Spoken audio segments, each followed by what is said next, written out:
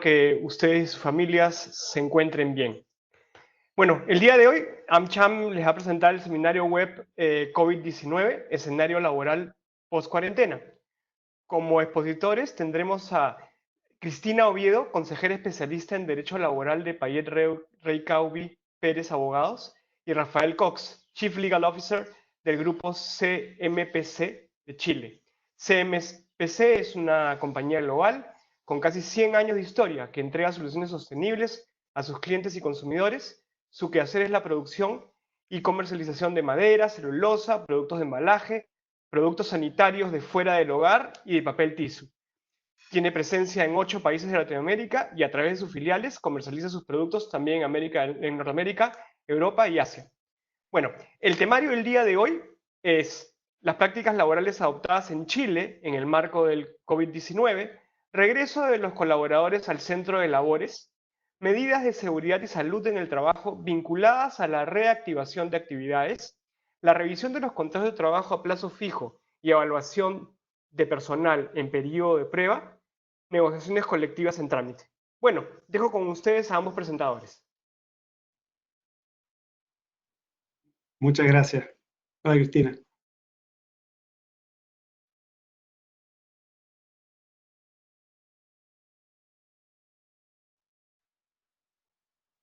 Estás en silencio, Cristina, perdón.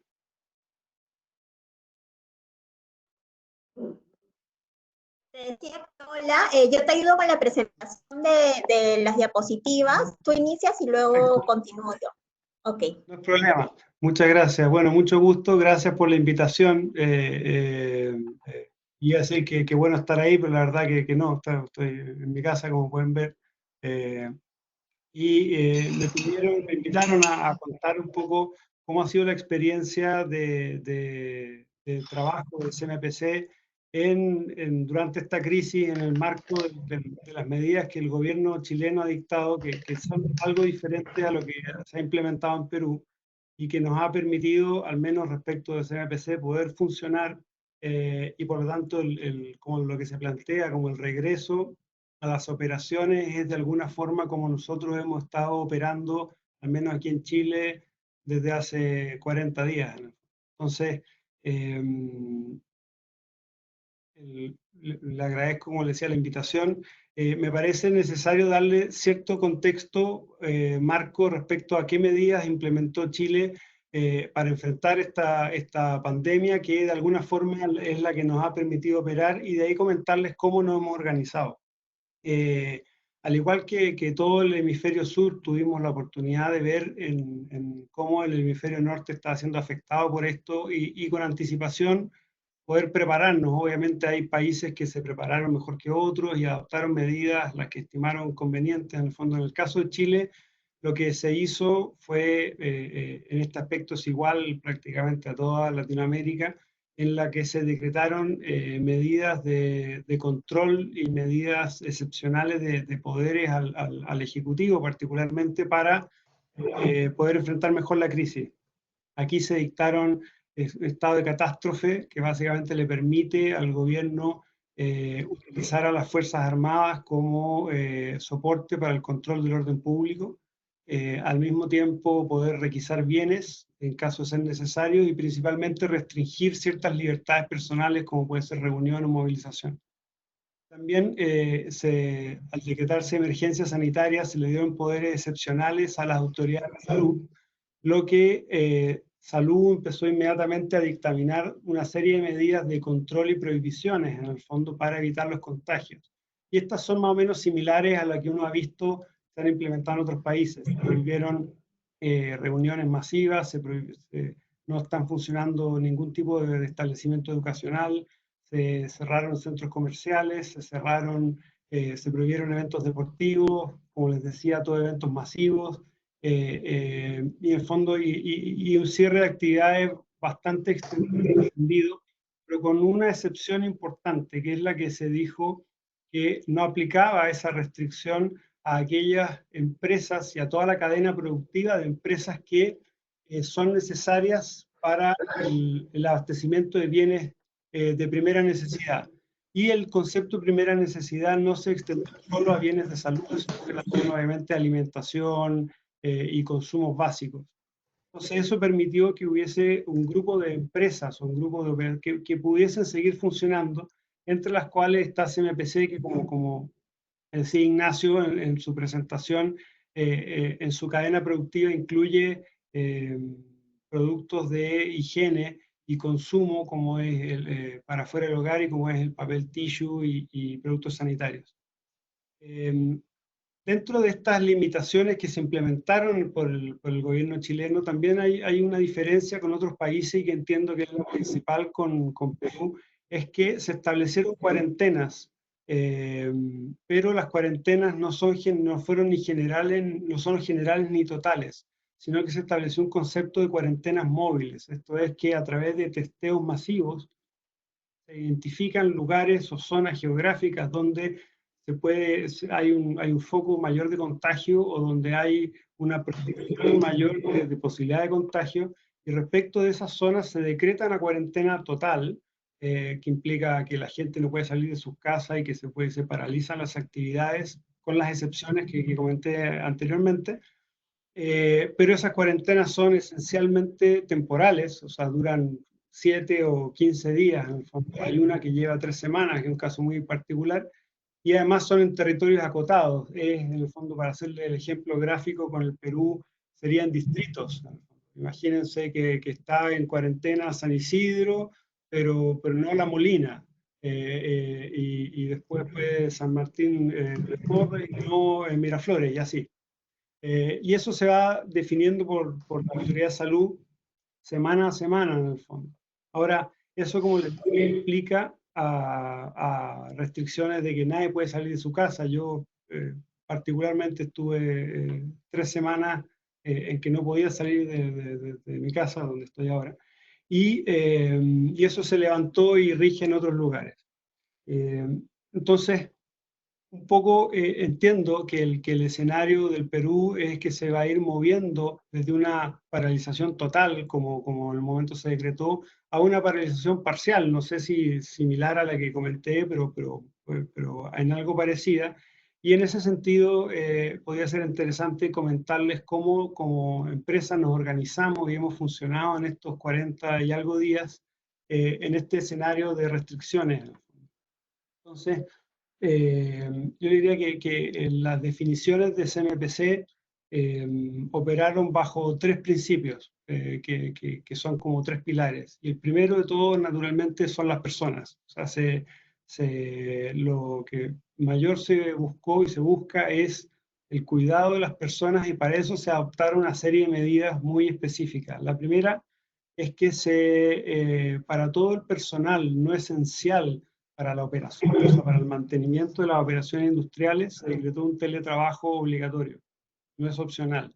CMPC trabajan directamente algo más de 18.000 personas, fueron 4.000 personas, un poco más, las que inmediatamente a partir del 15 de marzo se fueron a trabajar a sus casas. Entonces todas las oficinas están cerradas y se trabaja así. Obviamente esto podríamos no estar preparados, no era una práctica que estaba implementada, sino que hubo que hacerla de cero, y se fue ajustando con el tiempo, pero hay algunas cosas que han permitido que funcione bien. La primera es que hubo un apoyo bastante cercano para proporcionar equipos y elementos para que la gente pudiese trabajar en teletrabajo, que son cosas algunas tan simples como silla o equipos tecnológicos, hasta el acceso a sistemas o incluso la conexión a Internet, en el fondo, que no siempre es similar. Otro aspecto que se mostró muy relevante es fijar y poner límites a la conectividad a las personas. Básicamente, me imagino que muchos de ustedes que están escuchando lo han vivido, lo están viviendo, y se genera una situación en que básicamente, dado la permanente conectividad, puede no haber límites, puede no haber horarios en el fondo. Entonces eso también se limitó muy precisamente. Y el tercer aspecto, para también medir, en el fondo, poder hacer que medir que está funcionando, es que se fijaron criterios de cierta eficiencia y productividad variables, en el fondo, que se van monitoreando para poder medir que la empresa está funcionando correctamente. Obviamente, yo les hablo de la perspectiva del área legal, eso puede ser menos medible, pero operaciones como comercio exterior, facturación, pago de impuestos, son todas operaciones que se pueden medir y que se establecieron esos parámetros. Todas las personas que no fueron a home office, a sus casas, son la gente que se estimó esencial para la operación industrial. Y respecto de ellas también se aplicó un criterio que fue tratar de reducir al máximo la presencia de personas en las operaciones, como criterio básico. Entonces eso llevó a una serie de medidas en algunos casos muy drásticas, como fueron, por ejemplo, que se adecuaron los turnos de trabajo. O sea, por sistemas de turnos, en el fondo, permitía cierta cantidad de gente por horario en las plantas, eso se limitó con acuerdo de los sindicatos, en el fondo, para espaciar lo más posible los cambios y las interacciones en las porterías.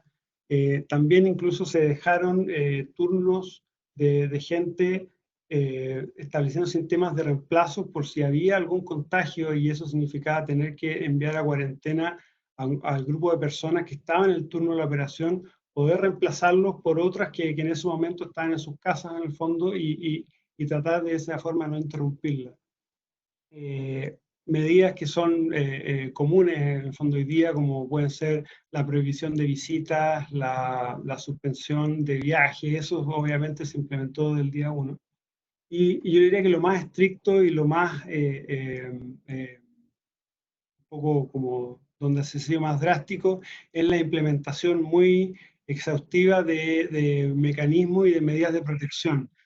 Todo el sistema de acceso a las operaciones, de la forma en que se trabajan las operaciones, se modificó. Incluso el transporte con sanitización obligatoria, uso de elementos de protección como son máscaras y alcohol gel, separación obligatoria de puestos de trabajo, por ejemplo, en los casinos, en los comedores, en el fondo que parte de las plantas los incluyen, se cerraron los comedores, y a las empresas que elaboran las comidas, a la gente se les da comida envasada, o incluso donde no era posible, la gente se les instó a llevar comidas desde sus casas, pagándose un bono en el fondo para suplementar la alimentación que le da la empresa, pero todo con el propósito de evitar lugares o procesos donde se pudiesen generar contagios masivos. También ha sido muy relevante en el fondo la forma en que se ha organizado la empresa para hacer que la gente que se considera que está en un grupo de alto riesgo, en el fondo como se han definido por la Organización Mundial de la Salud, personas de avanzada edad o personas con enfermedades crónicas, a ellas, independiente de su posición, están en su casa. No se aun cuando fuesen esenciales para la operación y cayeran dentro del grupo que debería estar en el fondo funcionando en las operaciones, esa gente en el fondo se le pidió que fuese a su casa para cuidarla. Esas medidas que yo le estoy comentando respecto a las personas, como les decía, se implementaron todas de acuerdo con los sindicatos en el fondo, y de acuerdo con cada uno de los trabajadores. Y el segundo pilar que creo relevante destacar en el fondo de cómo se organizó la empresa fue centralizar el proceso de toma de decisiones. O sea, CMPC, lo describí Ignacio al principio, es una empresa global, tiene operaciones en 8 países, tiene 3 áreas de negocio que son distintas entre sí, más de 46 plantas industriales. Y obviamente eso genera dispersión, genera autonomía natural de cada negocio y de cada operación. Pero en este escenario lo que se buscaba es que los criterios corporativos que se aplicaran fueran uniformes y estándares, en el fondo, para evitar dispersión, para evitar en el fondo, por buenas intenciones, de repente aplicar soluciones diferentes a realidades similares. Entonces, la forma en que se organizó esto es que se creó un comité de crisis que lo lidera el gerente general de la compañía, donde además participan en el fondo su primera línea y las áreas relevantes.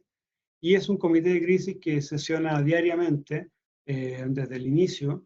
Y en ese comité de crisis está establecida primero la centralización de la información. O sea, ese comité estableció ciertos parámetros y cierta información que necesita recibir diariamente respecto al funcionamiento de las operaciones, respecto a la salud de las personas, respecto a la operatividad de las medidas que se han implementado.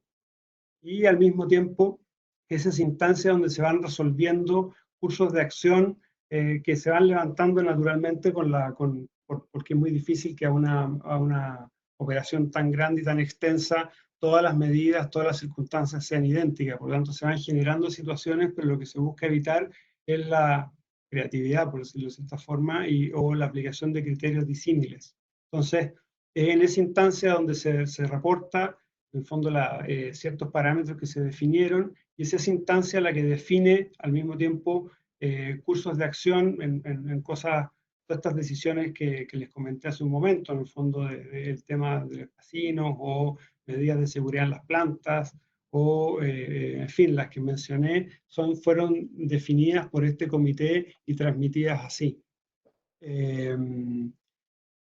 Todo esto que les estoy describiendo de esta forma muy genérica de operación, para que sea muy claro, se estableció en un protocolo. Es un documento formal de la compañía que lo emitió en la primera versión del 20 de marzo, se ha ido actualizando a medida que se va aprendiendo más respecto de esta enfermedad y cómo controlarla.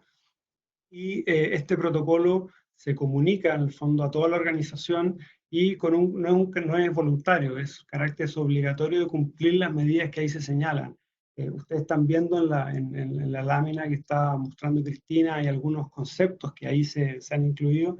El documento tiene 30 y tantas páginas, en el fondo ha ido creciendo con el paso del tiempo. Es un mal de los abogados, siempre nos pasa eso, pero en fin. Pero contiene bastante información, y también estos como principios y estas normas que son obligatorias de cumplir. Y esa obligatoriedad tiene una razón detrás, en el fondo. Primero que el sentido detrás, como les decía, es el cuidado a las personas, pero al mismo tiempo es el tener certeza de que estamos actuando en el fondo coherente y simétricamente en todas las operaciones. Y la forma en que el mismo comité se dio para verificar eso es que se crearon equipos de auditoría o revisión que revisan la implementación del comité, perdón, del protocolo, de las instrucciones del protocolo constantemente en cada operación, de la propia operación, porque no queremos en el fondo fomentar visitas a las plantas. Y de eso se va reportando cumplimiento y obviamente tiene gestión de consecuencias. Un poco es lo mismo que uno en una operación normal vería si hay trabajadores que no están usando, por ejemplo, elementos de protección personal. Bueno, y eso se detecta y hay que corregirlo. Aquí es lo mismo, se monitorea y se revisa que la ejecución de todas esas acciones se estén cumpliendo. Y este comité también tiene un rol no solo de tomar estas definiciones, sino que también de gestionar ahí algunos aspectos muy críticos, como por ejemplo los insumos. Parte importante de poder seguir operando es ser capaces de contar con elementos de higiene, como son mascarillas, alcohol gel, sanitizadores, para poder higienizar todos los lugares de trabajo en las mañanas y en las tardes, como lo dice el protocolo. Pero obviamente no todos esos insumos están presentes en todos los países, y para ser más eficiente, en el fondo se estableció un mecanismo de que centralizadamente salieron a buscarse. En el fondo también es una cosa que el comité gestiona para asegurarnos de poder funcionar.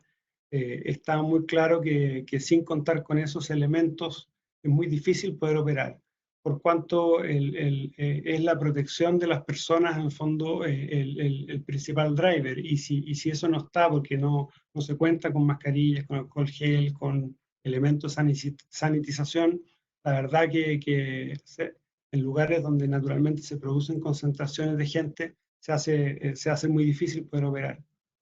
De estas revisiones del protocolo también se deja evidencia, porque naturalmente en el fondo hemos tenido y vamos a seguir teniendo muchas fiscalizaciones, el rol del Estado, particularmente de la autoridad de salud, velar porque en el fondo las empresas que están calificadas como para poder funcionar en esta crisis, en el fondo por proveer bienes de primera necesidad, implementen y tengan elementos de protección.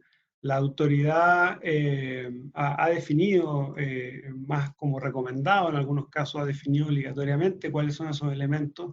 Nosotros lo hemos incorporado en el protocolo, pero hemos querido ir dejando evidencia de esta autorrevisión para cuando nos generan fiscalizaciones poder documentarlas y no empezar ahí en un proceso de tener que mostrarlo.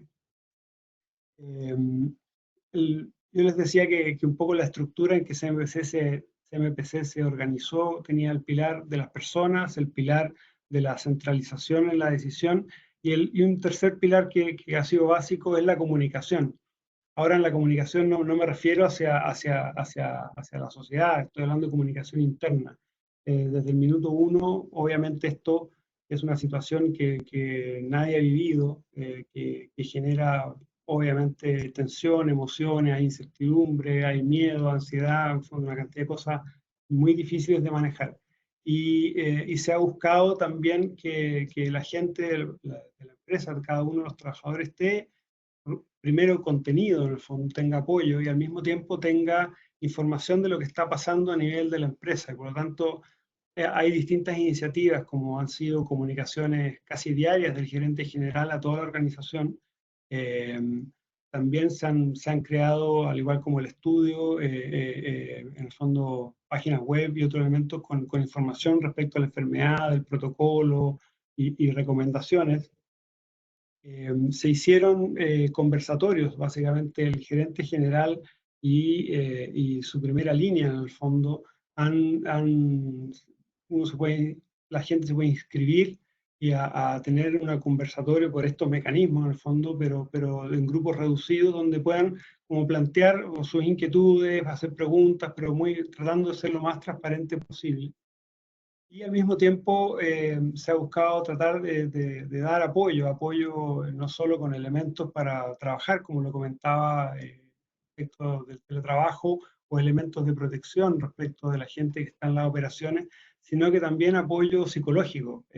Naturalmente que en la realidad que vivimos, en el fondo, no solo por el problema de salud, sino que también por estar en encierro, en la casa, qué sé yo, obviamente se van generando situaciones diversas y la gente necesita poder tener un soporte en eso. Entonces se creó un sistema de apoyo en el fondo psicológico, también por estos mecanismos, en el fondo apoyado por la empresa. Y una cosa, una iniciativa que también ha resultado muy positiva es que con el apoyo de un médico infectólogo experto, se han hecho charlas o seminarios en el que se inscribe y participan por distintos centros productivos, en el fondo, donde básicamente él comenta sobre la enfermedad y después queda abierto a preguntas. Y preguntas que pueden ser las más diversas. Hay cosas, todos hemos visto el impacto de las fake news y hay muchas en esto, uno lee de cosas que pueden no ser reales, bueno, se tratan de aclarar para tratar en el fondo, de ir mitigando la natural miedo o angustia que puede generar. Y de esas preguntas y respuestas, en el fondo, de estos distintos conversatorios, se ha ido generando al mismo tiempo material que retroalimenta tanto al comité para efectos de decisiones o medidas que parecen convenientes, y también en la comunicación, porque se suben a estos portales web de manera que va quedando el material. Se ha buscado operar con mucha transparencia. Como les decía, este es una foto, es un resumen muy rápido, en el fondo, no quiero aburrirlos de lo que ha sido estos 40 días, pero hasta ahora CMPC ha podido funcionar con todas sus operaciones con normalidad. Tenemos obviamente gente, tanto personal propio como contratistas, que ha estado contagiado, pero gracias a Dios ninguno con consecuencias, más allá de los días que tuvo que estar en su casa. Ya algunos están volviendo y por lo tanto podemos decir que hasta ahora el camino seguido nos ha funcionado bien, ha permitido seguir operando y cuidando a la gente, que es lo más importante.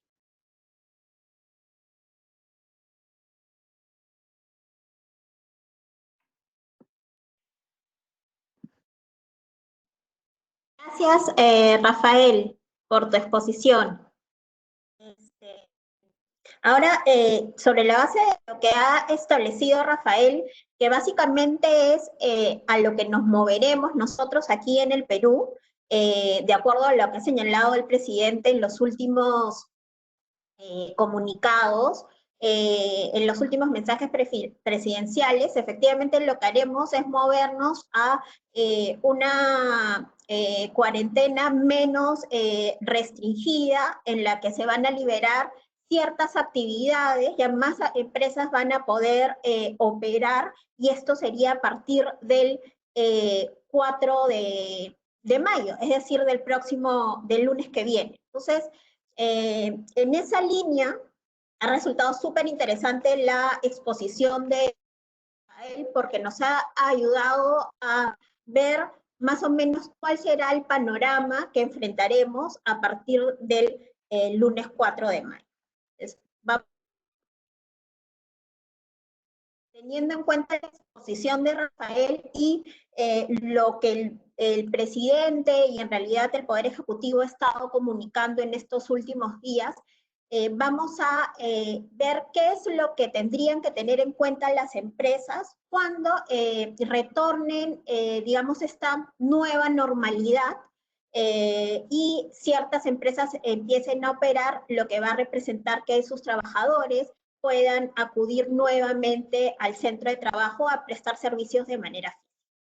Como sabemos, esto se va a tratar de una nueva normalidad, o sea, no vamos a regresar a trabajar como hemos venido trabajando en los meses de enero y febrero. Entonces, es importante primero definir cuáles son estos puestos de trabajo esenciales para la empresa cuya presencia física, digamos, de los trabajadores es indispensable. Esto es muy importante porque seguramente cuando se empiece o cuando se permitan a las empresas operar nuevamente, no va a ser con todo el personal, sino con el personal estrictamente necesario. Entonces, desde ya tenemos que definir cuáles son estos puestos esenciales que deben ser cubiertos de todas maneras por con la presencia física de los trabajadores en el centro de trabajo. En segundo lugar, lo que deberíamos, o lo que las empresas deberían determinar, y que es algo que ya en realidad deberían de tener mapeado, es cuál es el personal que pertenece a este grupo de riesgo respecto al COVID-19, que conforme a lo establecido en la resolución ministerial 193/2020, son aquellas personas que 60 años o que presentan alguna enfermedad como hipertensión, enfermedades cardiovasculares, enfermedades respiratorias, alguna enfermedad renal crónica, o que estén con tratamiento, o que sufran de alguna enfermedad inmunosupresora, ¿no? Entonces, tenemos que identificar este personal, porque estos trabajadores, de acuerdo a las primeras disposiciones que emitió el gobierno cuando declaró el estado de emergencia sanitaria y el estado de emergencia nacional, estos trabajadores, este personal que pertenece al grupo de riesgo, no podría prestar servicios de manera, o sea, no podría presentarse físicamente al centro de trabajo, sino que debería de continuar con el trabajo remoto cuando este es posible, o con una licencia con goce de haber. Entonces, tenemos que identificar muy bien a ese personal. Y de otro lado, de acuerdo a las disposiciones recientemente emitidas por el gobierno, no solamente tenemos que identificar ahora el personal de riesgo, sino también a los trabajadores que cuenten con alguna discapacidad, o que tengan a su cargo familiares también que presenten alguna discapacidad o con diagnóstico de COVID-19, ¿no? Porque respecto de ellos también hay normas particulares que seguir, que restringirían la presencia física de estos trabajadores al centro de trabajo, por lo que deberían de continuar con trabajo remoto y si esto no es posible con licencia con goce de haber. De otro lado, como muy bien lo explicó Rafael, en un escenario como el que estamos viviendo, las empresas deberían de privilegiar y mantener el trabajo remoto, ¿no? Hay que recordar que el trabajo remoto es esta modalidad especial que se ha aprobado y que solamente está vigente durante el estado de emergencia sanitaria. El estado de emergencia sanitaria ha sido declarado desde el 12 de marzo del 2020 hasta el 10 de junio del 2020. Entonces, en ese límite de tiempo, las empresas van a poder aplicar el trabajo remoto, que básicamente es una disposición unilateral, ¿no?, del empleador. El empleador decide que los trabajadores cambien su lugar de prestación de servicios, en lugar de trabajar presentándose al centro de trabajo de manera física, cambian el lugar de trabajo y indican que su nuevo lugar de trabajo va a ser el domicilio donde se encuentren prestando o cumpliendo la cuarentena. Una vez vencido el plazo de vigencia de la modalidad de trabajo remoto, habría que revisar la posibilidad de aplicar el teletrabajo. El teletrabajo es una figura distinta al trabajo remoto. El teletrabajo tiene que ser acordado con los trabajadores. Aquí no se trata de una disposición unilateral del empleador, sino de un acuerdo entre el trabajador y su empleador, ¿no? Entonces, en miras o viendo que vamos a tener que nuestra forma de trabajar y que tendríamos que privilegiar el trabajo remoto o en su caso el teletrabajo, es bueno revisar si es que contamos, por ejemplo, con una política para el teletrabajo, ¿no? Y si no la tenemos, irla trabajando desde este momento para que cuando llegue ese momento ya tengamos las reglas claras de juego.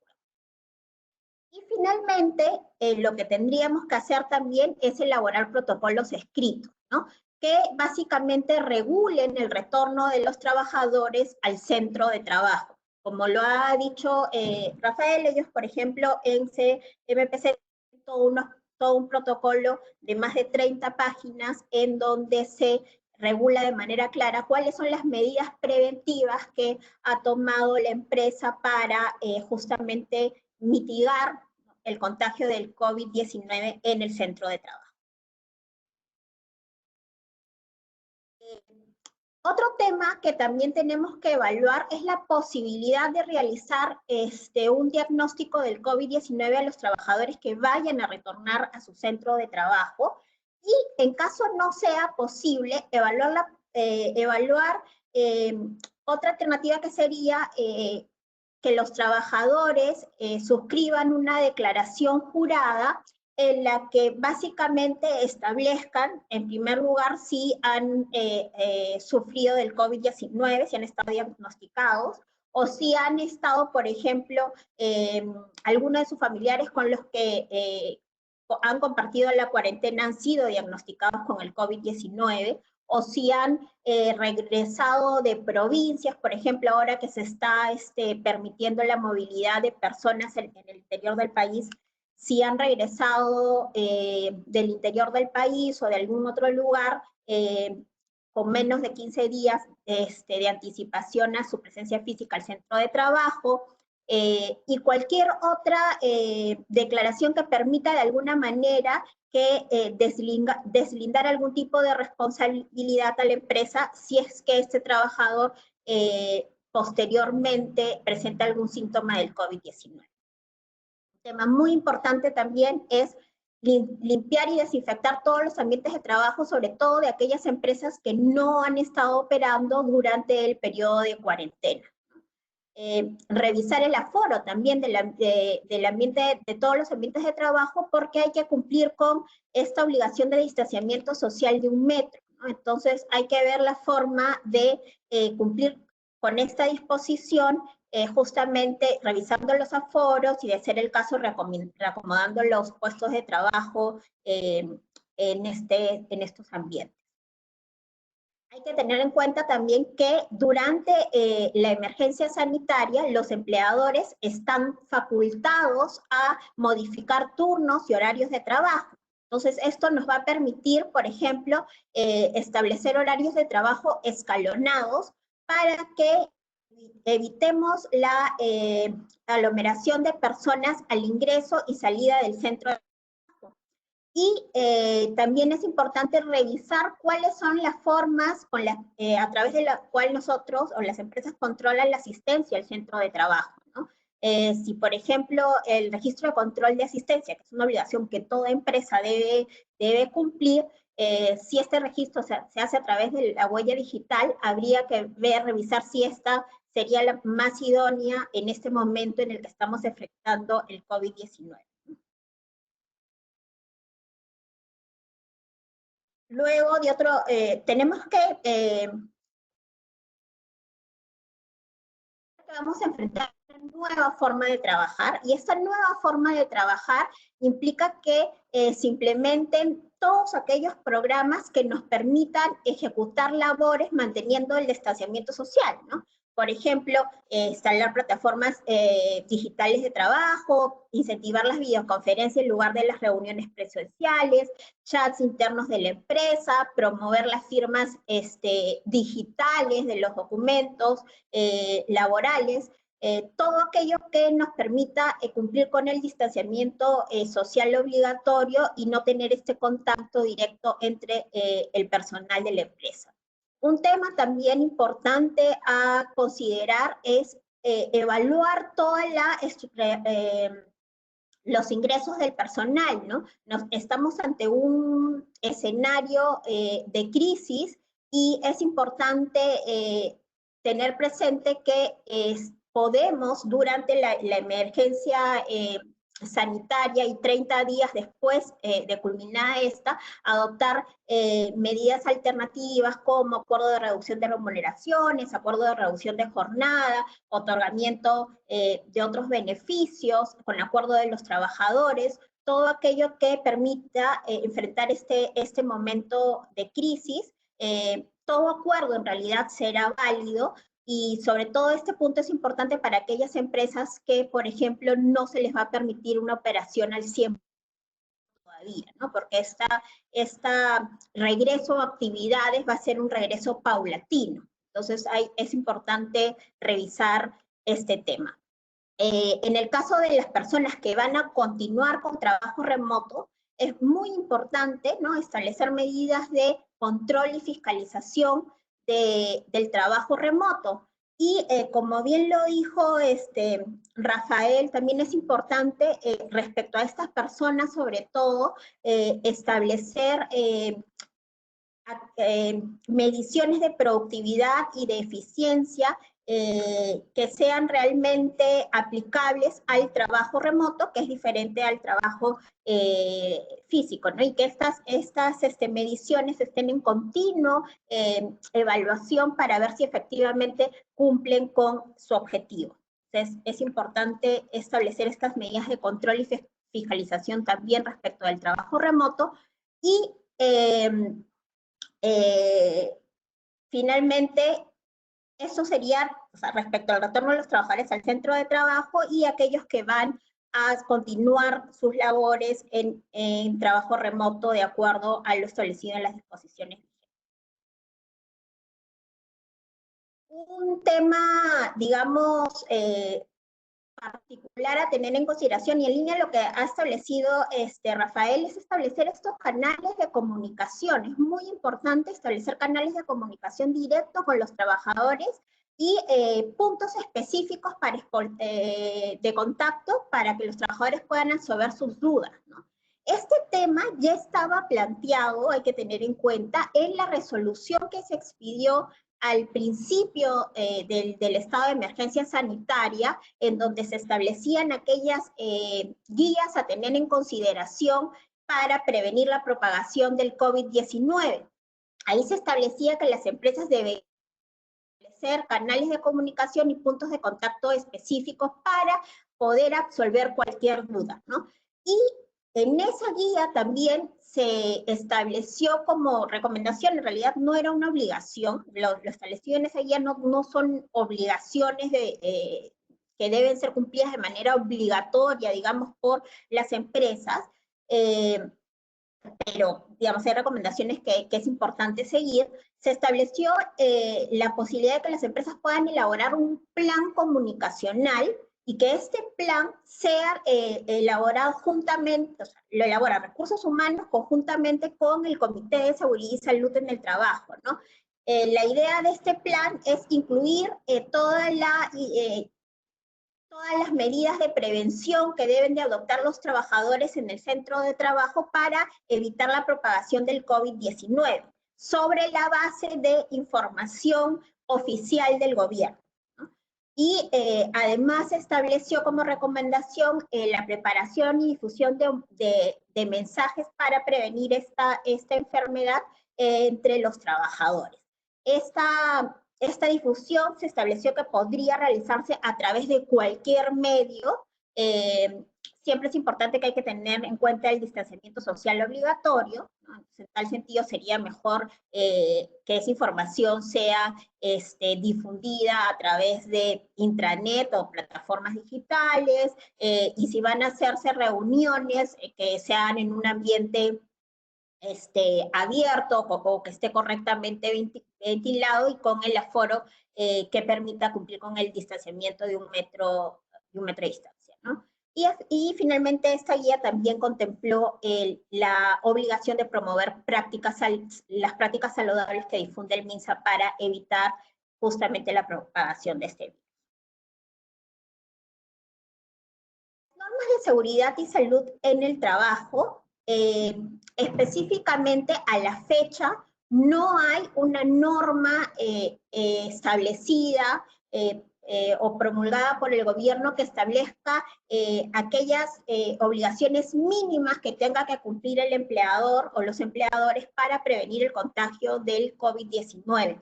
Pero más allá de que no exista una norma, de acuerdo a las normas de seguridad y salud en el trabajo, las empresas son responsables de la seguridad y salud de todas aquellas personas que prestan servicios en el centro de trabajo, ¿cierto?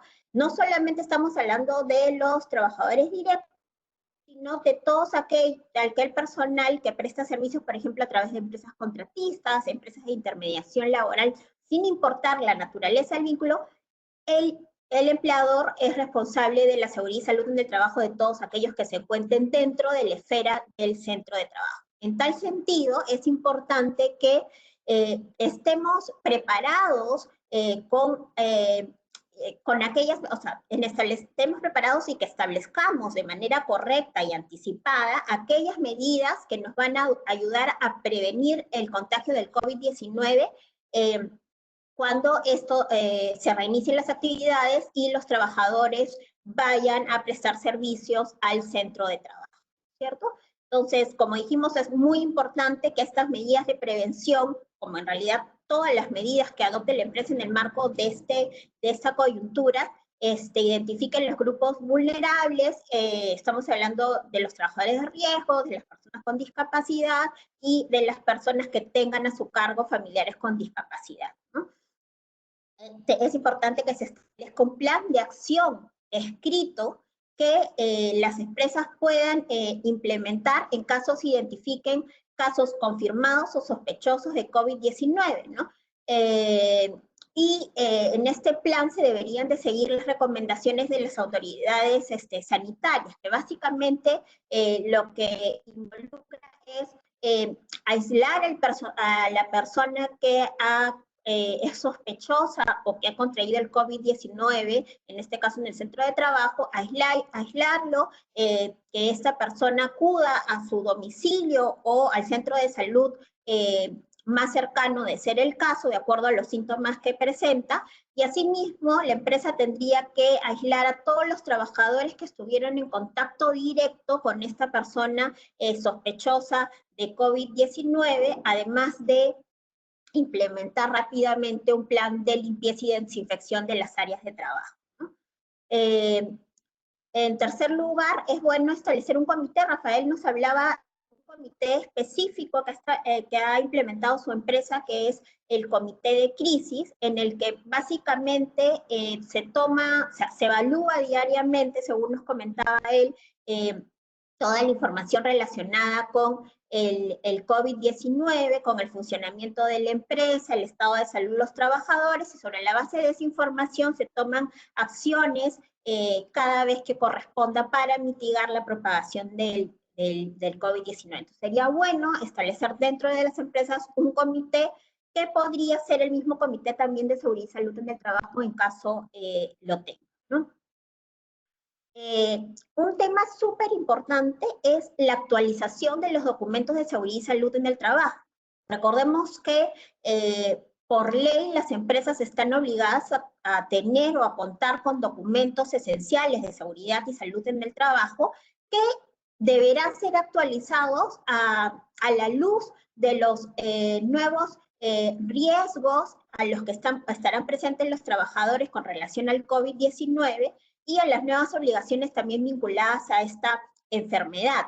Entonces, para empezar, por ejemplo, habría que actualizar el IPER y verificar por cada área de trabajo, verificar cuáles son los peligros y los riesgos a los que están expuestos los trabajadores en virtud de esta enfermedad, y elaborar, obviamente, los protocolos escritos de seguridad y salud en el trabajo, ¿no? Todo tiene que estar debidamente documentado, y además toda modificación debería ser comunicada a los trabajadores de manera inmediata, ¿no? Si es posible, esta comunicación debería de hacerse antes de que los trabajadores reingresen al centro de trabajo, acudan nuevamente a prestar servicios de manera física al centro de trabajo. Se podría hacer a través de una capacitación virtual, y si ello no es posible, en el primer día de asistencia los trabajadores deberían de ser capacitados sobre estas modificaciones, ¿no? Es muy importante esto. Ahora, yo sé que todos estarán preguntando cómo hacemos la capacitación virtual si en diciembre se modificó el reglamento de la Ley de Seguridad y Salud en el Trabajo y estableció que es obligatorio que las capacitaciones en seguridad y salud en el trabajo sean hechas de manera presencial, ¿no? Creo yo que en este momento, en la coyuntura en la que estamos, ¿no? Es más importante privilegiar la seguridad y salud en el trabajo y privilegiarla por encima de estas formalidades, ¿no? Entonces, es bueno, es recomendable, y por no decirlo imperativo, que los trabajadores, antes que se presenten al centro de trabajo o que reinicien sus actividades de manera física en el centro de trabajo, sepan cuáles son estos nuevos riesgos a los que están expuestos y cuáles son las medidas de prevención que deberían de adoptar para justamente evitar estos riesgos y peligros, ¿no? Entonces, más allá de esta disposición formal de que las capacitaciones deben ser de manera presencial, es más importante que los trabajadores estén debidamente comunicados de esto. La prevención que tienen cada uno.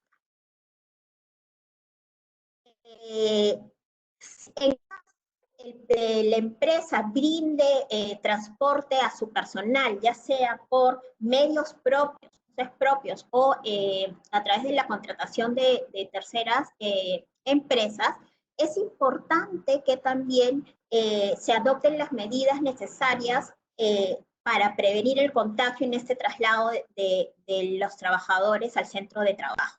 Entonces habría que incluir en los protocolos que elaboremos, de ser el caso, si es que este servicio está prestado directamente por la empresa, o exigirle a las empresas que brindan estos servicios que tengan un protocolo que ayude a prevenir el contagio de esta enfermedad durante el transporte del personal al centro de trabajo y del centro de trabajo a sus domicilios, ¿no? Es importante que estos protocolos estén escritos y que sean también debidamente comunicados a los trabajadores antes de que usen este medio de transporte, ¿no? Básicamente, en cuanto al transporte de personal, las medidas de prevención deberían ser que se tome, sea una evaluación de la salud de los trabajadores antes de ingreso al bus. Podría, por ejemplo, controlarse la temperatura antes de subir al bus, que se guarde la distancia debida, ¿no? De 1 metro entre los trabajadores que hagan uso de este servicio de transporte, lo que implica que no podrían haber dos personas juntas sentadas en el bus, tienen que cumplirse con este distanciamiento social, y incluso debería de firmarse una suerte también de declaración jurada que establezca que el personal no tiene ningún síntoma, ¿no?, al momento de subir al bus, que no ha estado en contacto con personas sospechosas o confirmadas de COVID-19 en los 15 o 14 días anteriores al uso de este medio de transporte. Así como hay que hacer el control de salud de los trabajadores cuando van a usar el transporte de personal que sea brindado por la empresa o por terceros, también es importante que la empresa lo vuelva a realizar un control de salud cuando van a ingresar ya al centro de trabajo, ¿no? El control de salud además no debería ser solamente al ingreso, sino también a la salida de los trabajadores. Las empresas deberían de asegurarse que el trabajador ingresó bien a trabajar y salió también de manera correcta a trabajar sin presentar ningún síntoma del COVID-19, como por ejemplo podría ser que suba la temperatura, ¿cierto? Entonces, antes del ingreso, antes que ingresen los trabajadores, como a la salida de los trabajadores, sería recomendable por lo menos, ¿no?, tomar la temperatura a los trabajadores.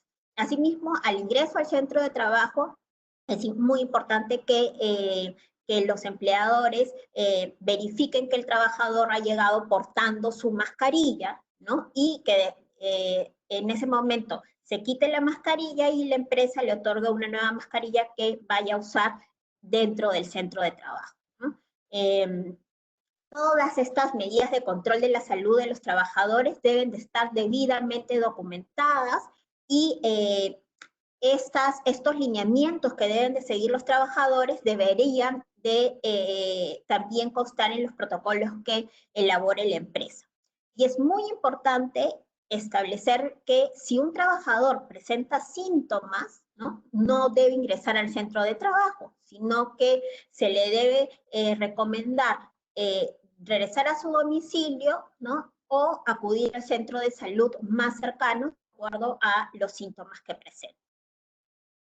Un tema importante es que al ingreso del centro de trabajo se puedan implementar puestos de lavado y desinfección de manos y rostros, para así cerciorarnos que el trabajador o los trabajadores iniciarán su labor o su jornada con la desinfección y la limpieza debida, ¿no? Los protocolos deberíamos de también incluir este lineamiento de seguridad, y una vez limpios y desinfectados, la empresa debería ya otorgarles los EPPs que son convenientes de acuerdo a la labor que realizan para evitar la propagación del COVID-19, ¿no? Estos EPPs seguramente variarán de acuerdo a la labor que ejecute cada trabajador, pero debería ser como mínimo la mascarilla, porque es obligatorio que todos usemos mascarilla cuando estamos fuera del domicilio, y otros equipos de protección personal podrían ser guantes, podría ser gorros, protectores de zapatos, indumentaria específica para cubrir el uniforme de trabajo, cualquiera otra que sea específica de acuerdo a las labores que ejecuta cada trabajador. Es importante tener en consideración que los equipos de protección personal, cada vez que las empresas entreguen estos equipos o cambien estos equipos, todo ello debe estar debidamente registrado en el registro de EPPs que tiene que tener toda empresa, ¿no? Sabemos que la Ley de Seguridad y Salud en el Trabajo y su reglamento establece registros mínimos que debe tener cada empresa en materia de seguridad y salud en el trabajo. Y uno de esos registros es justamente el registro de los equipos de protección personal. En ese sentido, todas las entregas de EPPs relacionadas con el COVID-19 deben ser debidamente registradas, ¿no? Y los cambios de estos equipos deberán de realizarse de acuerdo a la vida útil de cada EPP, ¿no? Que para eso hay que leer las especificaciones de cada EPP, y además el estado de los mismos, ¿no? Siendo obligación de los trabajadores conservar el estado de los EPPs que entrega en las empresas. Un tema importante, como ya lo había dicho, es capacitar el personal, y esta capacitación debe ser previa al al reinicio de sus actividades, capacitarlos sobre todas las medidas en seguridad y salud en el trabajo que el empleador adopte para evitar la propagación de este virus, y estas capacitaciones tienen que estar registradas y documentadas en el registro que toda empresa debe tener de capacitaciones, ¿no? En este registro se debe evidenciar cuál es la materia que ha sido objeto de capacitación, la asistencia de los trabajadores, eso también tiene que quedar registrado, y si es posible, adjuntar a ese registro el material que ha sido utilizado para la capacitación.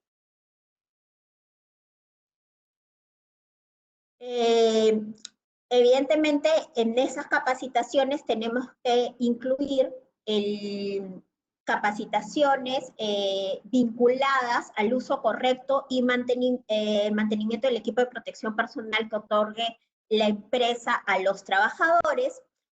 Para tales efectos es importante que las empresas elaboren instructivos o protocolos, lineamientos sobre el correcto uso de los EPPs, y para que los trabajadores tengan en cuenta qué es lo que deben de hacer, cómo es que deben de colocarse la mascarilla, por ejemplo, ¿no? Cómo es que deben de cuidar estos EPPs. Todo ello tiene que estar debidamente documentado, ¿no? Rafael nos comentaba en su exposición que de todo ellos guardan evidencia, ¿no? Y esto es una práctica que aquí también hay que seguirla, porque cuando estemos en fiscalización de SUNAFIL y SUNAFIL nos fiscalice respecto al cumplimiento de estas medidas de prevención, nos solicitará seguramente cómo es que la empresa comunicó a los trabajadores cómo es que debían de usar estos EPPs, en qué circunstancias, cuándo debería de realizarse el cambio de estos EPPs. Entonces, todo esto tiene que estar correctamente documentado, de todo tenemos que guardar un registro y una evidencia, ¿no? Es importante también que al momento de elaborar estos protocolos sobre el uso de los EPPs, estos protocolos también incluyan cuál va a ser el procedimiento para la eliminación o desecho de estos EPPs, ¿cierto?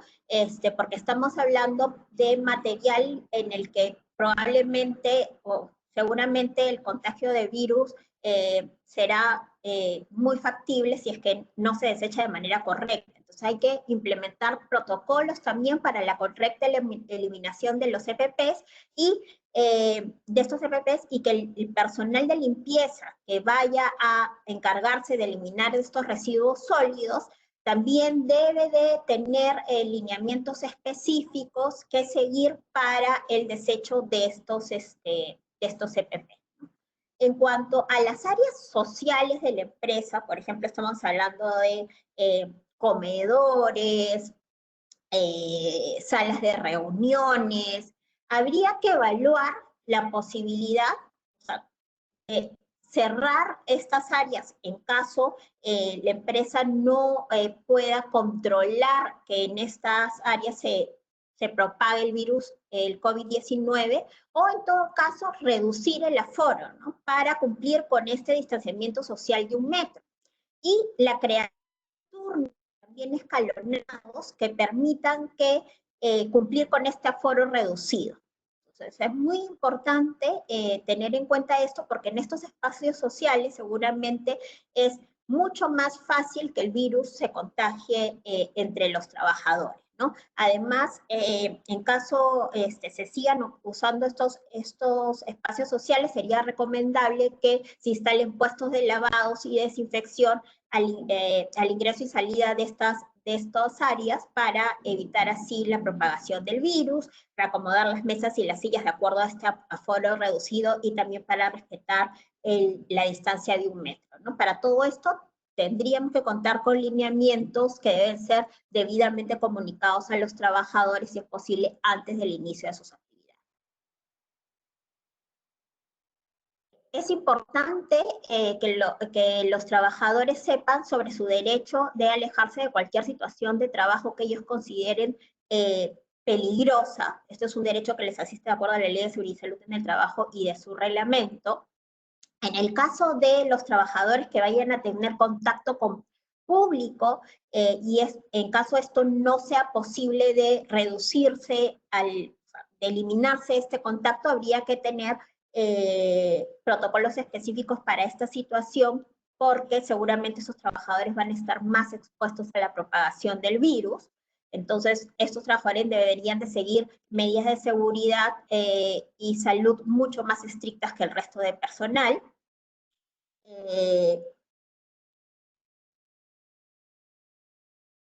A la seguridad y salud del trabajo, desde el punto de vista de los trabajadores, es importante tener en consideración, como ya les dije, que los trabajadores suscriban una declaración jurada que de alguna manera mitigue la responsabilidad de la empresa respecto a el contagio del COVID-19 en el centro de trabajo, ¿no? Entonces, esta declaración jurada debería incluir aspectos como si ha sido una persona sospechosa contagiada del COVID-19, si es una persona de riesgo o no, si ha regresado o no de un viaje al interior o exterior del país en los últimos 15 o 14 días, etcétera. En realidad, todo tipo de información que ayude a mitigar responsabilidad de la empresa debería ser incluida en esta declaración jurada que deberían de firmar los trabajadores antes de iniciar nuevamente sus labores en la empresa. Es importante que los trabajadores tengan en claro que están obligados a cumplir con las medidas de prevención que adopten las empresas en este caso relacionadas al COVID-19. Esto no es algo negociable. Los trabajadores están obligados sí o sí a cumplir con estas medidas, están obligados a asistir a las capacitaciones que plantee la empresa, obligados a utilizar el EPP y a responder por el cuidado correcto de los mismos.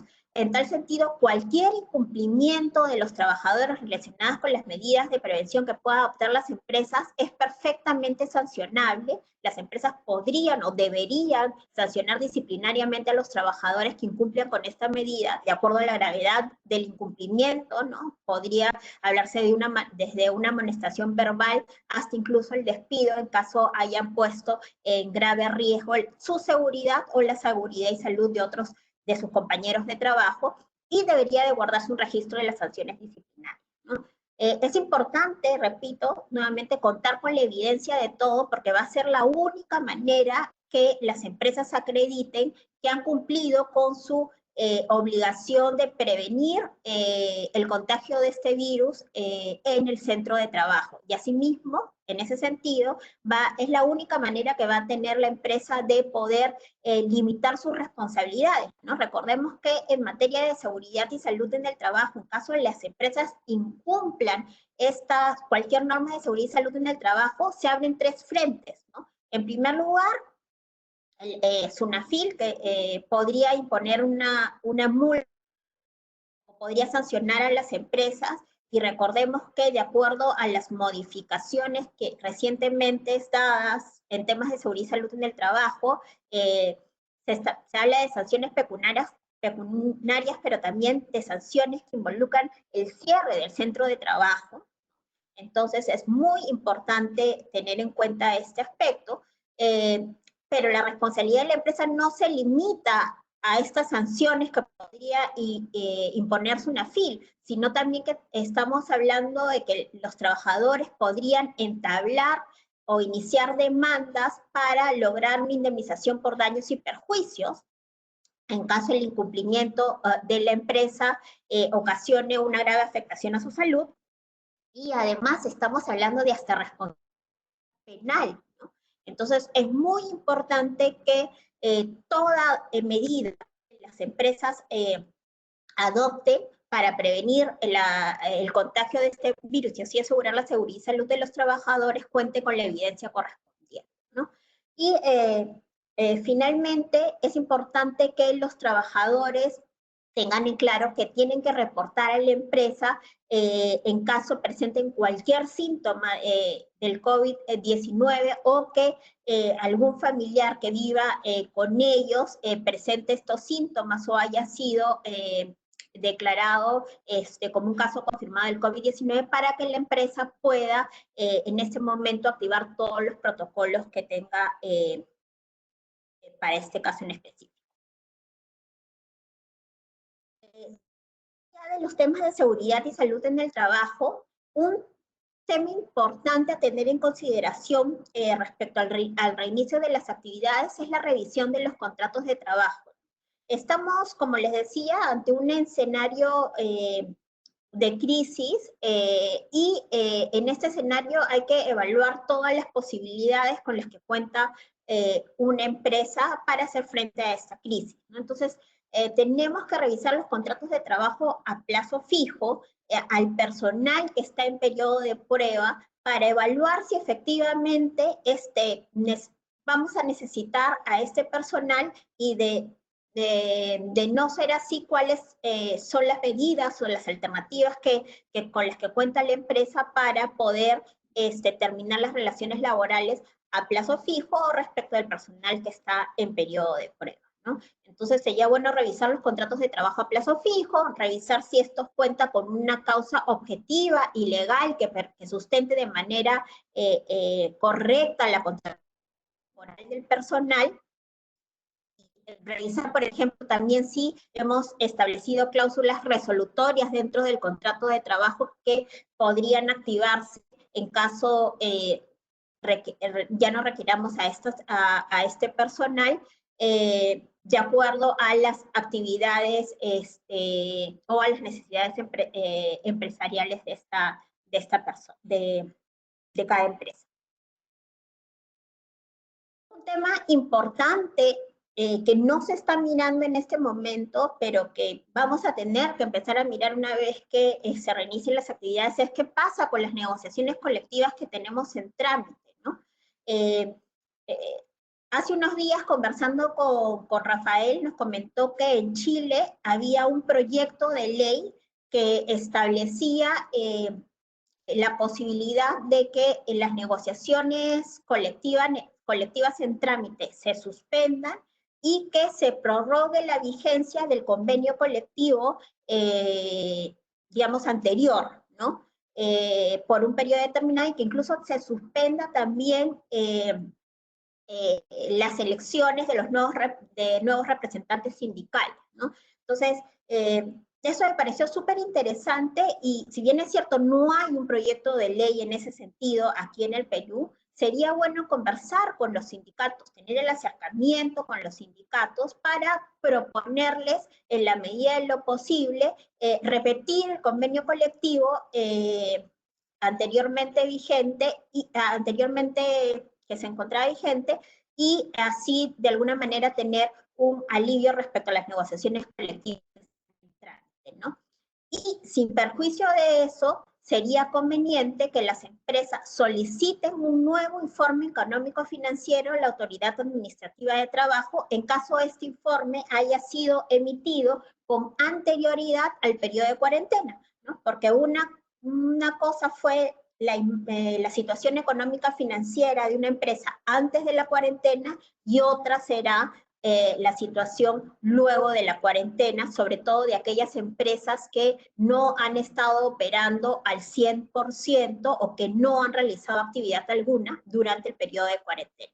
Es muy importante tener en cuenta esta consideración y, de ser el caso, pedir un nuevo informe económico financiero en la Autoridad Administrativa de Trabajo porque ello permitirá que el sindicato pueda conocer cuál es la situación real y actual de la empresa en el momento en que se reactiven las negociaciones colectivas. Finalmente, consideraciones ya finales para acabar.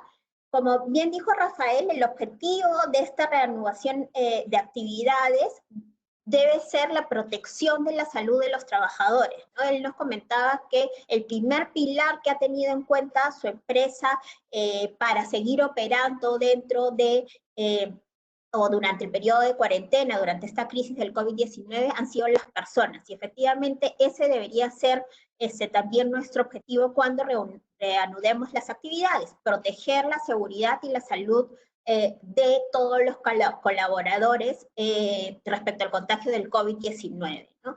Por eso es muy importante identificar los grupos que mencioné en un principio, que era el personal de riesgo, aquellas personas con discapacidad, aquellas personas con familiares con discapacidad o con personas o con familiares que sean sospechosos o confirmados de COVID-19.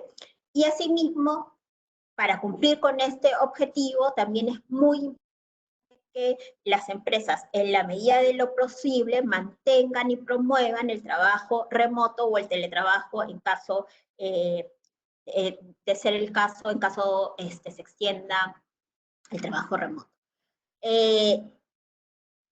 Este objetivo, ¿cómo vamos a cumplir este objetivo?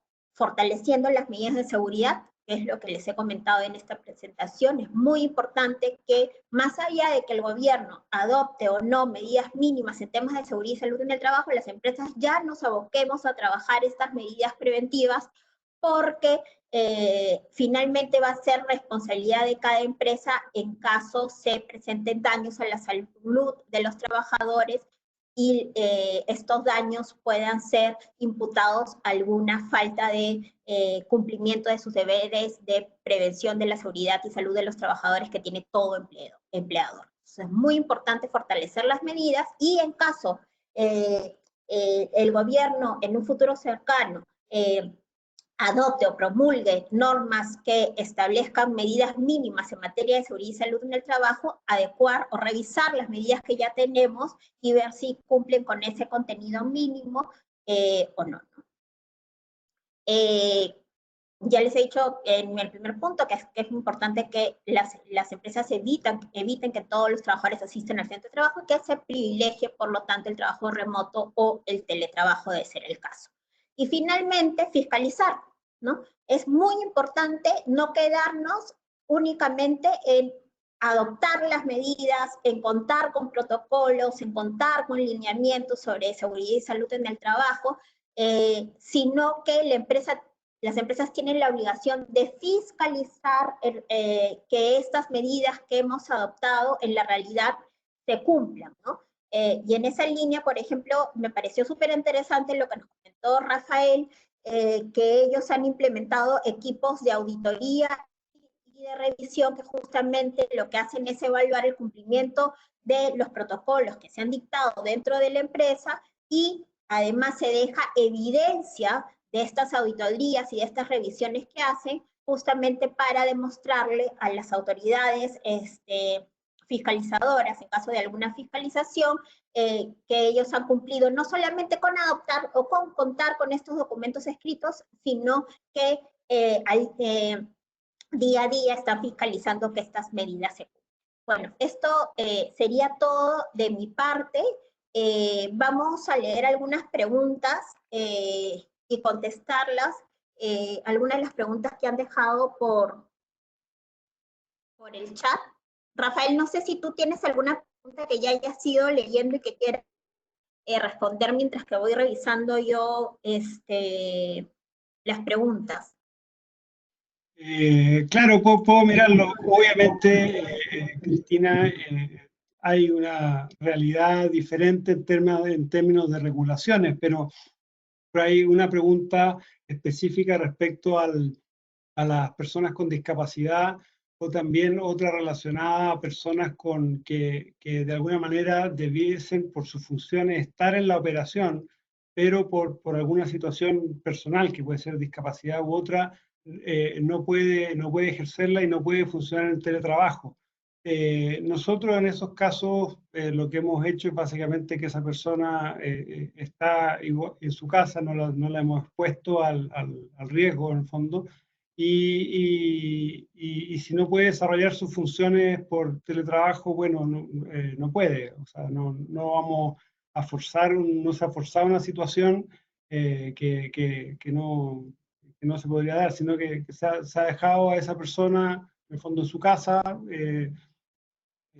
buscando alguna labor como adicional o distinta a la que hacían en el fondo, pero el principio este que te comenté al principio que se genera, que se busca, es básicamente el cuidado, por lo tanto hay un caso de riesgo ahí.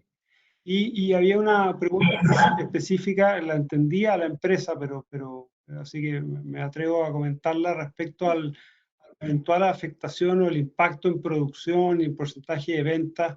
Es difícil dar una respuesta categórica porque han habido, o sea, en la producción, gracias a Dios y un poco también a consecuencia de la aplicación de estas medidas que hemos comentado, hemos podido funcionar. Obviamente hemos tenido incidentes de estas cosas, problemas puntuales, pero nada que altere materialmente la producción normal.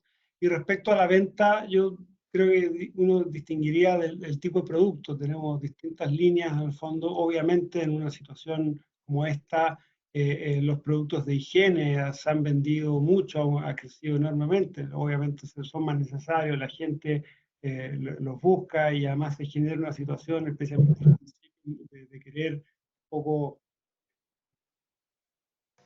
y por lo tanto, comprar más del común de compra en el fondo. Pero hay otro, y uno ahí podría considerar que esa venta ha subido, pero hay otras líneas y otros productos que tienen que ver con logística, con despacho internacional, con barcos, con aviones que naturalmente se han afectado. Entonces es difícil sacar un diagnóstico preciso que aplique a toda la compañía.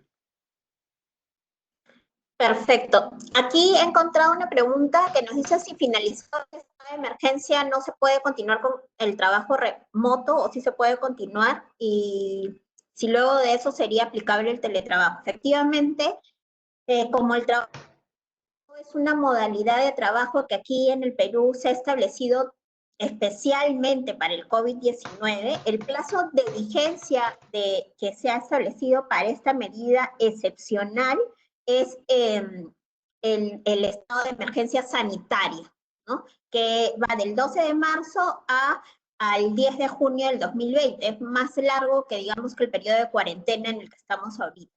Una vez culminado el estado de emergencia, en el caso que este no sea prorrogado, luego ya no correspondería aplicar el trabajo remoto, sino más bien el teletrabajo, que es una modalidad que ya estaba regulada antes del periodo, antes de este virus, y que es una modalidad más estricta que el trabajo remoto, simplemente, o en primer lugar, por el hecho de que el trabajo remoto es una modalidad que puede ser impuesta de manera unilateral por el empleador, mientras que el teletrabajo tiene que ser acordado entre las partes, ¿no? Además, acordémonos que en el trabajo remoto no hay una obligación de que la empresa o el empleador ponga a disposición del trabajador los medios que va a usar o asuma el gasto de los medios que va a usar para realizar su trabajo. En el teletrabajo sí, el empleador tiene que asumir por lo menos los gastos de estos medios, ¿no? Entonces es una modalidad más rígida el teletrabajo en comparación al trabajo remoto. Vamos a ver. A ver, dice, si el médico ocupacional señala que existen personas obesas, pero en grado tal que no implica un riesgo y por ende podrían ir a trabajar a la oficina, bastaría para no catalogarla como dentro del grupo de riesgo. Ahí hay que tener cuidado porque la resolución ministerial efectivamente a la que hace referencia en la pregunta, que es la resolución ministerial 193-2020-MINSA, establece como personas que pertenecen al grupo de riesgo a aquellas personas que sufren de obesidad y no hacen ninguna distinción, ¿no? Entonces, en principio, cualquier persona que sufra de obesidad, sin importar, digamos, qué tan obesas sean, como tú sugieres, entrarían dentro del personal de riesgo y por lo tanto deberían de continuar realizando trabajo remoto durante toda la emergencia sanitaria, sin importar que, por ejemplo, el 4 de mayo ya estén autorizadas a prestar servicios de manera normal la empresa para la... Ellas tienen que, todas las personas que califiquen como personal de riesgo deben de continuar con trabajo remoto o con licencia con goce de haber durante toda la emergencia sanitaria, que en principio acabaría el 10 de junio del 2020 si es que esta no es prorrogada nuevamente por el gobierno, ¿no? A ver, otra pregunta.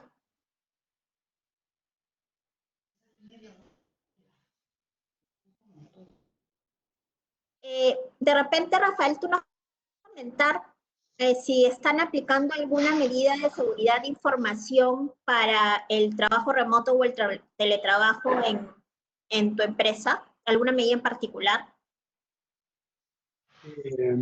Claro, a ver, yo te diría en eso, Cristina, que hay, son como dos tipos. Una son las como seguridad de sistemas, en el fondo, en el cual parte de la acción que hubo a hacer y de la implementación ya en la marcha de este teletrabajo masivo que comenté en su momento, fue ayudar a proveer los equipos y al mismo tiempo que esos equipos tuviesen, hacerle un upgrade de seguridad en términos de protección de redes, en fin, no sé.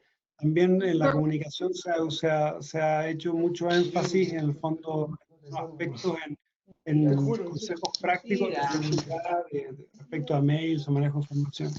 Y el otro tema, que es un poco más amplio, tiene que ver con la protección de datos personales. Básicamente, esto genera, obviamente, el dar datos de salud, el centralizar esta información y en la comunicación de eso se han implementado protocolos para que esa información que es sensible y que es personal de cada uno no circule. En el fondo, se sabe mucho hoy día por la naturaleza del problema respecto a la salud de personas, quién está contagiado, condiciones, por ejemplo, era parte de las preguntas, condiciones de riesgo, si alguien tiene una enfermedad crónica, son cosas que son datos personales.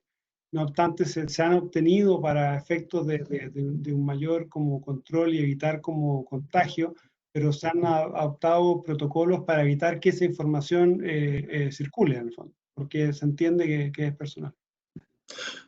Perfecto. Y respecto aquí en el Perú, digamos, es igual, hay que tener en consideración adicionalmente que la norma que regula el trabajo remoto aquí en el Perú lo que ha establecido es que existe una obligación por parte del trabajador de no permitir el acceso a terceras personas a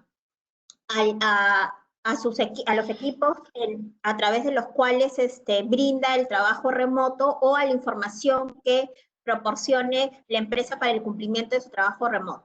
Entonces, los trabajadores tienen la obligación legal de no compartir aquella información o aquellas herramientas de trabajo con terceras personas y que ese incumplimiento, por lo tanto, podría ser sancionado disciplinariamente, ¿no? A ver, otra pregunta.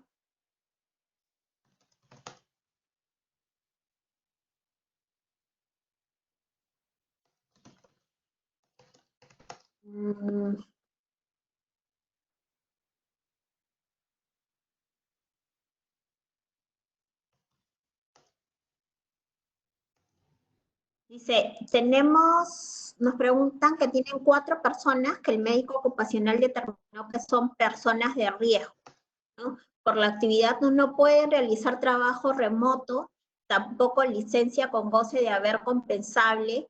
¿Qué otras medidas podemos tomar? Bueno, respecto de este personal, en principio, la norma establece que durante el periodo de cuarentena aplica el trabajo remoto o la licencia con goce de haber compensable una vez que termine el periodo de la emergencia sanitaria, ¿no?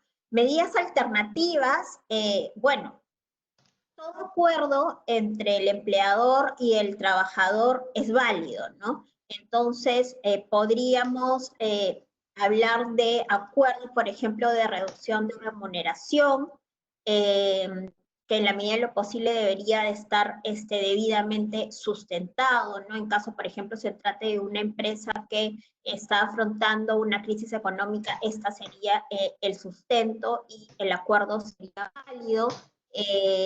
Básicamente eso, ¿no? Sería acordar la reducción de la remuneración si es que estás en una situación de crisis económica que te impida seguir pagándole la remuneración que venías pagándole.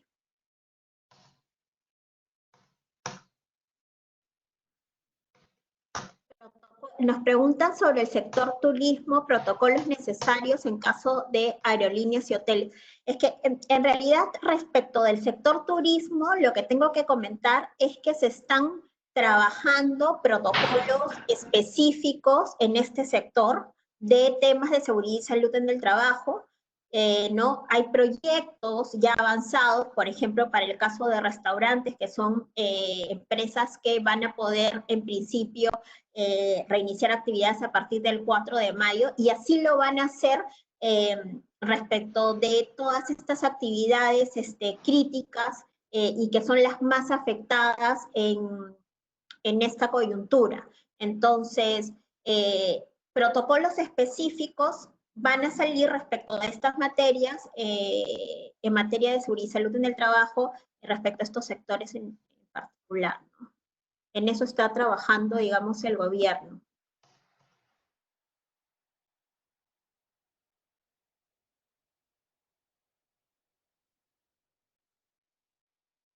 La declaración jurada que les recomendaba suscribir al inicio o antes de que reinicien actividades los trabajadores, lo que básicamente la finalidad de esta declaración jurada es de alguna manera tener constancia escrita de lo que el trabajador informa, ¿no? Sí, es muy importante conocer si el trabajador, por ejemplo, ha tenido contacto directo con alguna persona sospechosa o confirmada de COVID-19, ¿no? Y cuando ha tenido ese contacto, si ya terminó el aislamiento que esa persona también debería de haber cumplido en caso de haber tenido ese contacto, ¿no? Evidentemente hay casos asintomáticos, esos no se van a poder controlar con esta declaración jurada, pero la idea es tener la mayor evidencia posible de que la empresa tomó las precauciones correspondientes y por lo menos preguntó al trabajador si había estado en contacto o no con una persona de estas características. Pregunta si existe por parte de las empresas la obligación de informar a alguna entidad sobre los trabajadores que hayan sido contagiados en el COVID-19. Respecto de sectores específicos, han salido resoluciones ministeriales que establecen la obligación de que por ejemplo, en el sector minero, si es que un médico de una operación minera toma conocimiento que un trabajador en la operación minera tiene algún síntoma de COVID-19 o ha dado positivo al COVID-19, el médico debería de informar este caso al MINSA, ¿no? Las autoridades sanitarias, para que se sigan las recomendaciones o los protocolos que correspondan, ¿no? Y en la guía para la prevención ante el COVID-19 en el ámbito laboral que salió publicada el 6 de marzo del 2020, o sea, al inicio de esta enfermedad, se estableció que los empleadores deben dar aviso inmediato sobre situaciones de riesgo y o de propagación del COVID-19. Entonces, en tal sentido, y dar aviso se entiende al MINSA, se habla del MINSA y de las autoridades competentes, Entonces, en tal sentido, podría decirse que si se presenta un caso de COVID-19 confirmado sospechoso y esto es considerado como una situación de riesgo o de propagación de este virus, entonces debería de informarse al MINSA y a las autoridades que corresponden, básicamente el Ministerio de Salud.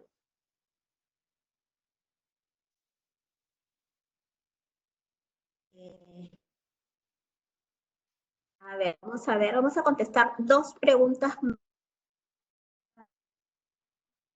Extendernos tanto.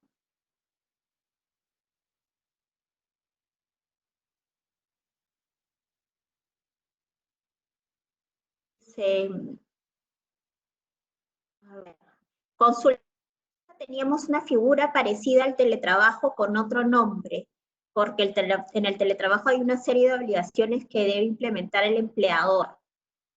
Nos consultan si es que podría seguir con esa figura que en esta empresa han creado, o necesariamente debemos de utilizar el teletrabajo.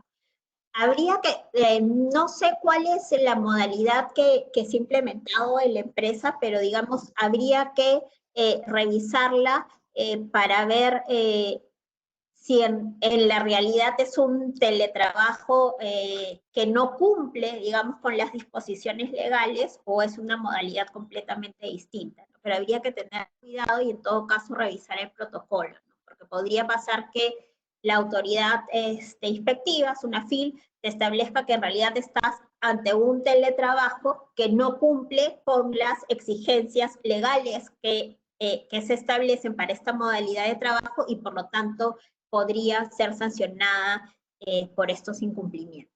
Es importante tener cuidado qué es lo que dice ahí el protocolo.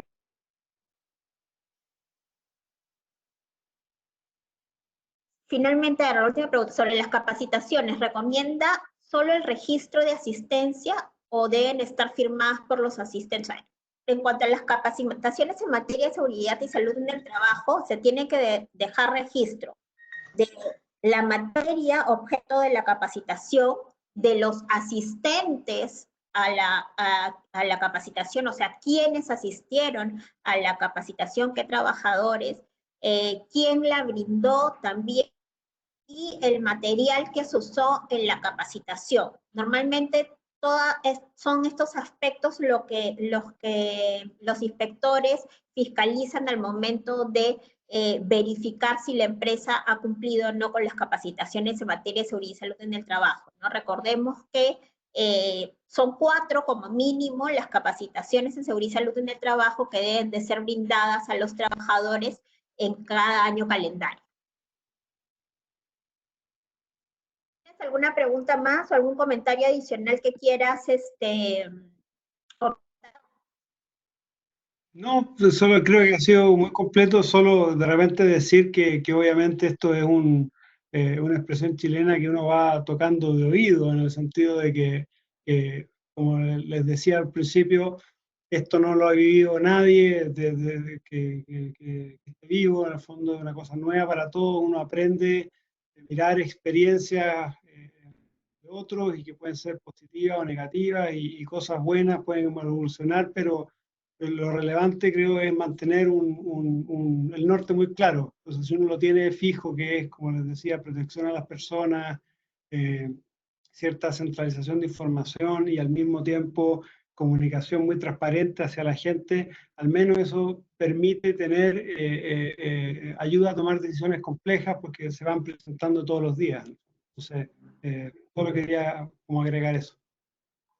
Sí, efectivamente, o sea, creo que cualquier medida que se adopte en este contexto, digamos, de tener en cuenta, me pareció súper interesante lo que dijiste, los 3 pilares que comentaste, ¿no? Que básicamente son las personas, la seguridad y salud de las personas como primer pilar fundamental, la organización y la comunicación, ¿no? La comunicación interna también, que es muy importante. Digamos, en la medida que sigamos estos 3 pilares, creo que cualquier medida que adopte la empresa va a ser buena, ¿no? O al menos bien intencionada. Exactamente. Exactamente. Exacto. Bueno, Ignacio, no sé si quieres agregar algo más. Bueno, muchas gracias por su presentación, Cristina, Rafael, y al auditorio por las preguntas realizadas y esperamos pues que hayan podido disipar algunas, por lo menos, de sus dudas sobre el regreso al trabajo. Agradecemos también su intervención en el chat por WhatsApp del Comité de Asuntos Jurídicos de AmCham, contribuyendo que a pesar de la situación actual podamos estar conectados por esta vía y podamos juntos absolver consultas. Así que nada, muchísimas gracias nuevamente. Ya nos estamos comunicando para futuras actividades del comité. Gracias. Gracias a ustedes, que estén muy bien y cuídense. Gracias, cuídense también. Chao, chao. Adiós. Chao, chao.